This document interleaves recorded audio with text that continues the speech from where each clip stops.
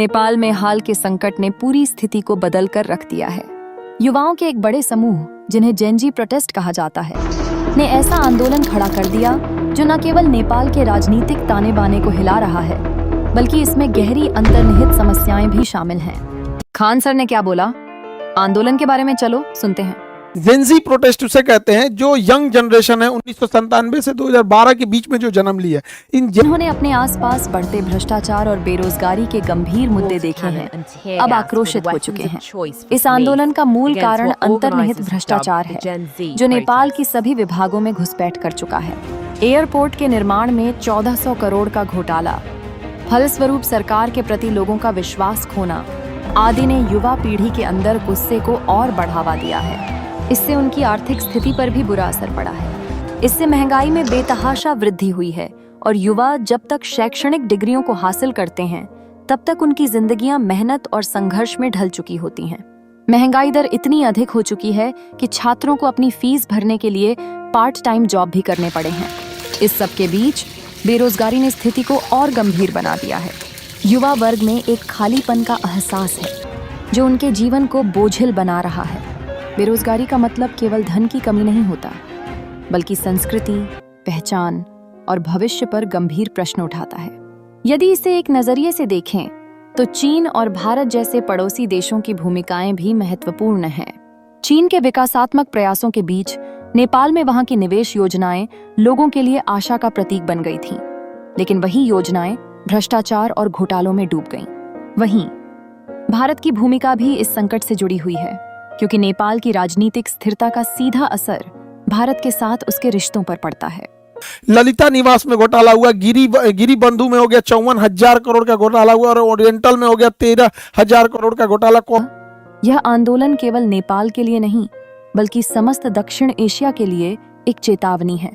युवा उत्पीड़न, बेरोजगारी और भ्रष्टाचार का आनंद भोगते हुए एक नई शक्ति के रूप में उभरकर सामने आ रहे हैं। यह एक ऐसी स्थिति है जिसमें केवल नेपाल ही नहीं, सभी को मिलकर इस चुनौती का सामना करना होगा। नेपाल के युवा अक्सर बेहतर भविष्य की तलाश में विदेश जाने को मजबूर होते हैं। वहां जाकर वे न केवल अपने परिवार के लिए पैसे भेजते हैं, बल्कि अपने जीवन के कुछ महत्वपूर्ण अनुभव भी हासिल करते हैं। सैफ का काम, जैसे कि चम्पिंग और मोमो व्यवसाय, यहाँ भारत में इतनी प्रसिद्धि प्राप्त करने लगा है कि नेपाली समुदाय के बीच यह एक पहचान बन गई है। युवाओं की मेहनत और संघर्ष का नतीजा आज भी उन रेमिटेंस के रूप में दिखता है जो वे अपने देश भेजते हैं। यद्यपि ये युवा विदेश में कड़ी मेहनत कर रहे हैं, उनकी मातृभूमि नेपाल में बेरोजगारी की स्थिति बेहद चिंताजनक है। युद्ध के दौरान कई युवाओं ने यूक्रेन में लड़ाई के लिए रूस में भर्ती होकर जान जोखिम में डाल ली। उन्हें केवल 20-25 दिन की ट्रेनिंग देकर हथियार सौंपे गए थे और इसके बाद वे संघर्ष में शामिल हो गए। नतीजा हुआ कि उनसे कई जानें गईं और उनके परिवारों का अस्तित्व पूरी तरह से समाप्त हो गया। नेपाल में स्थिति और भी खराब हो गई है, जब से 2008 में राजतंत्र को समाप्त करके लोकतंत्र का गठन हुआ। इस दौरान नेपाली राजनीति में कुछ ही पार्टियों का वर्चस्व देखा गया, जिनमें नेपाली कम्युनिस्ट पार्टी और नेपाली कांग्रेस शामिल हैं। इन पार्टियों के बीच सत्ता का अदला बदली होना आम बात हो गई है। पहले ओली, फिर देवा, फिर प्रचंड और फिर बुढ़वा, ये सभी नेता लगातार सत्ता पर काबिज होते रहे हैं। इससे जनता की स्थिति और भी खराब हो गई है। नेताओं के बच्चे इतने बेवकूफी किया है सब, जाके टिकटॉक पर, इंस्टाग्राम पर अपनी लग्जरी लाइफ जीने आम जनता कठिनाई में जीवन बिता रही है, वही अभिजात वर्ग अपनी लग्जरी जिंदगी का आनंद ले रहे हैं। टिकटॉक और इंस्टाग्राम पर छाने वाले इन युवाओं की हरकतें आम जनता को और भी अधिक निराश करती हैं। जनता को समझ में नहीं आता कि यह वास्तविकता क्या है और उनके संघर्षों का कोई मूल्य नहीं रह गया है। देश के नेता अपने ही लोगों की परेशानियों से बेखबर होकर केवल अपनी राजनीति में लगे रहते हैं। ऐसे में नेपाल के युवा केवल एक ही चाह रखते हैं, एक बेहतर भविष्य की खोज। भारत के नेताओं से सीखना चाहिए नेपाल के नेताओं को। भारत के नेता का कोई नेता मंत्री घर का फोटो नहीं दिखाएगा। नेपाल की राजनीति का एक अनोखा नजारा देखने को मिलता है, जहां नेताओं की धनी जिंदगी और जनता की दुर्दशा में जमीन आसमान का फर्क है।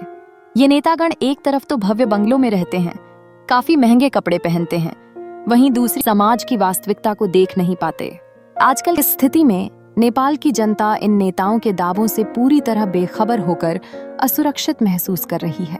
नेपाल की पब्लिक अब समझने लगी है कि असली परिवर्तन तभी होगा जब वे खुद अपने हक के लिए खड़े होंगे और इन नेताओं की दिखावटी लहरों का सामना करेंगे।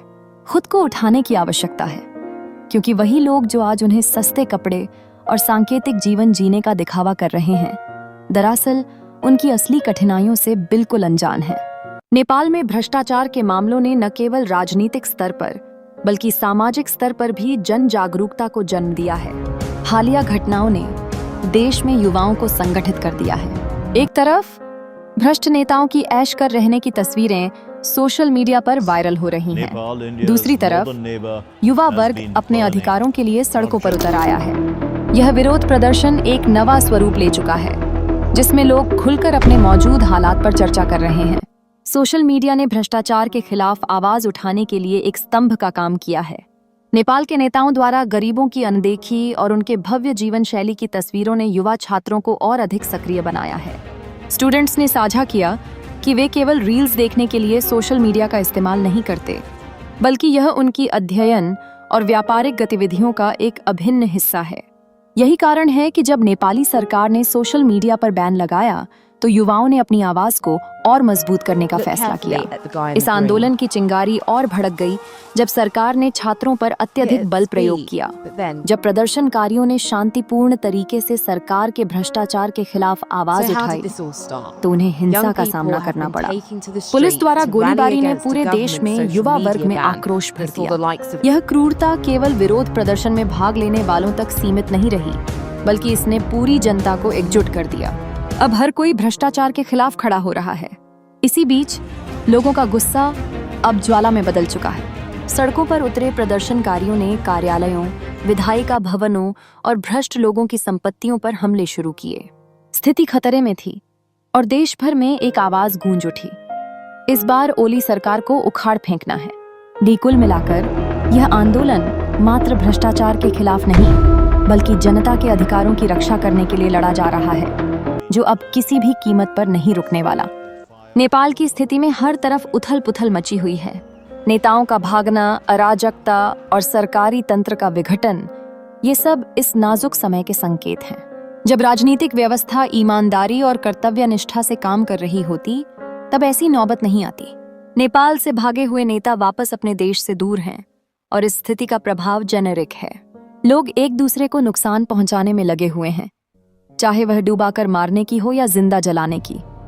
यह सब नेपाल की वीरता को कमजोर कर रहा है। भूकंप के समय एक एनजीओ हामी नेपाल ने जब मदद का हाथ बढ़ाया था, तब सूडान गुरूम जैसे उज्जवल नेताओं की इच्छा ने उम्मीद जगाई थी। काठमांडू के मेयर बालिन शाह के प्रयास भी प्रशंसा के योग्य हैं, लेकिन हालात इतनी तेजी से बिगड़े कि पुलिस की गोलीबारी ने आंदोलन को और अधिक उग्र बना दिया। यद्यपि सेना ने स्थिति को नियंत्रित करने की कोशिश की, फिर भी जन सामान्य का आक्रोश कम नहीं हुआ। अब इंटरिम सरकार सुशीला कार्की की कठिनाइयों का सामना कर रही है।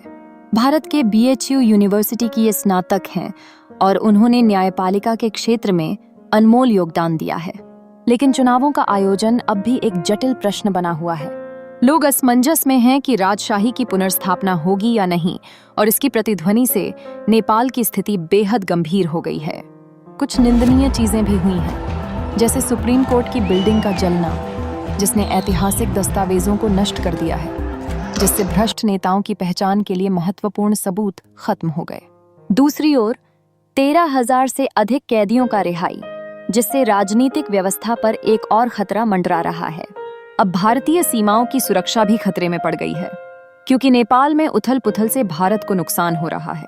भारत और नेपाल के बीच संबंध पहले से कहीं अधिक महत्वपूर्ण हो गए हैं, लेकिन जब नेपाल में माओवादी और चीनी प्रभाव बढ़ता है, तब भारत के लिए चिंता बढ़ जाती है।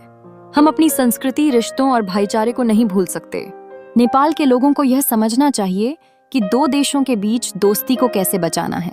उनकी भलाई में हमारी भलाई है और हमें इस संबंध को पुनर्जीवित करने के लिए प्रयासरत रहना चाहिए। विश्व राजनीति के इस गहरे चक्रव्यूह में सीरिया और यमन से लेकर म्यांमार और श्रीलंका तक शांति और अस्थिरता का खेल चल रहा है। हालिया घटनाओं से स्पष्ट होता है कि ये सब अमेरिका की रणनीति का हिस्सा है। क्या भारत को कूटनीतिक हार की स्थिति को गंभीरता से नहीं लेना चाहिए? यह समय की मांग है कि हमें इन सब घटनाओं पर विचार करना चाहिए, जिनका निहितार्थ केवल भारत के लिए ही नहीं बल्कि पूरे एशिया के लिए भी होगा। हाल ही में नेपाल में जो कुछ हुआ वह इस बात का उदाहरण है कि कैसे एनजीओ अमेरिका और पश्चिमी देशों के निर्देश पर विभिन्न सरकारों को कमजोर करने का काम कर रहे हैं। अगर इतिहास से कुछ सीखने की बात हो तो हमें यह समझना होगा कि ये संगठनों का मकसद हमारे अंदर की अस्थिरता को बढ़ावा देना है। विशेष रूप से हमें उन संगठनों पर नजर रखने की जरूरत है जो 50 से अधिक देशों में अपनी गतिविधियों के जरिए सरकारें गिराने में सफल रहे हैं। उदाहरण के लिए हामी नेपाली जैसे समूहों की फाइनेंशियल मदद से आंदोलन हुआ, जिसने एक बड़ी भीड़ को एक साथ लाने का काम किया और जिसके परिणाम स्वरूप एक नई सरकार बनी। यहाँ सवाल उठता है कि क्या हम सिर्फ स्पष्टता से देख रहे हैं या फिर हम इस मुद्दे को नजरअंदाज कर रहे हैं। आगे बढ़ते हुए यह मान लेना गलत होगा कि अमेरिका और पश्चिमी देश केवल कूटनीतिक खेल खेलते हैं। इराक, सीरिया और अफगानिस्तान जैसे देशों का उदाहरण इस बात का प्रमाण है कि कैसे उन्होंने इन देशों की स्थिरता को नष्ट किया है। अब उनकी नजर एशिया पर है और हमें उनकी इस रणनीति को समझना होगा। सोशल मीडिया और एनजीओ की मदद से वे देशों के अंदरूनी मामलों में हस्तक्षेप कर रहे हैं। यदि हम पहले हुए आंदोलनों की पृष्ठभूमि पर नजर डालें तो सर्बिया, जॉर्जिया और यूक्रेन जैसे देशों में अमेरिका ने किस तरह से सरकारों को गिराकर अपने पैरों पर खड़े होने की कोशिश की है, यह स्पष्ट होता है। 2000 में सर्बिया में हुई बुलडोजर क्रांति, 2003 में जॉर्जिया में हुई रोज रिवॉल्यूशन और 2014 में यूक्रेन में हुई घटनाएं केवल दिखावा नहीं थीं। ये सब पूर्व की नीतियों का परिणाम थीं, जहां अमेरिका ने अपने स्वार्थों की पूर्ति के लिए इन देशों की सरकारों को अस्थिर किया। अंततः हमारे सामने एक गंभीर चिन्ह है। हमें यह समझना होगा कि कूटनीतिक हार सिर्फ एक घटना नहीं है, बल्कि यह एक रणनीति है। भारत सरकार को चाहिए कि वह न केवल अपने आंतरिक मामलों को समझे, बल्कि बाहरी ताकतों के प्रभाव को भी पहचाने। यह समय है कि हम सतर्क रहें और अपने हितों की रक्षा करें। आज की राजनीति को समझने के लिए इन मुद्दों पर गहराई से सोचना आवश्यक है। इसी तरह पाकिस्तान में इमरान खान को उखाड़ने की जो कहानी है, उसमें कई जटिलताएं हैं जो हमारे लिए सीखने का मौका बन सकती हैं। इमरान खान की नीतियों ने आतंकवाद के खिलाफ एक ठोस रुख अपनाया था और उनकी विदाई ने अस्थिरता को जन्म दिया। इन सभी गलतियों से सीखते हुए विवेकपूर्ण निर्णय लेना होगा। सोशल मीडिया और डिजिटल प्लेटफॉर्मों का प्रभाव बढ़ता जा रहा है और हमें इस पर नजर रखनी होगी। ये औजार जितने उपयोगी हैं, उतने ही खतरनाक भी हो सकते हैं। इसलिए गलत सूचनाओं से खुद को बचाना अत्यंत आवश्यक है। अंत में हमारी नीति स्पष्ट होनी चाहिए। हम अपने देश की सुरक्षा और स्थिरता को प्राथमिकता देंगे, तभी हम इन चुनौतियों का सामना कर पाएंगे। आजकल हम सभी गूगल और उसके विभिन्न उत्पादों पर निर्भर हो गए हैं, लेकिन क्या हमें अपने राष्ट्रीय मेल जैसे भारत मेल का उपयोग करने पर विचार नहीं करना चाहिए? यदि हम अपनी सभी ऑनलाइन गतिविधियों को विदेशी सर्वरों पर निर्भर करते रहेंगे, तो हम अपनी स्वतंत्रता को कैसे संरक्षित कर सकेंगे? हमें यह महसूस करना चाहिए कि हम केवल उपभोक्ता बनने से आगे बढ़कर एक स्वतंत्र डिजिटल नागरिक के रूप में अपनी पहचान बनाएं। इस संदर्भ में मीडिया और समाज के अन्य हिस्सों को भी जागरूक होना चाहिए।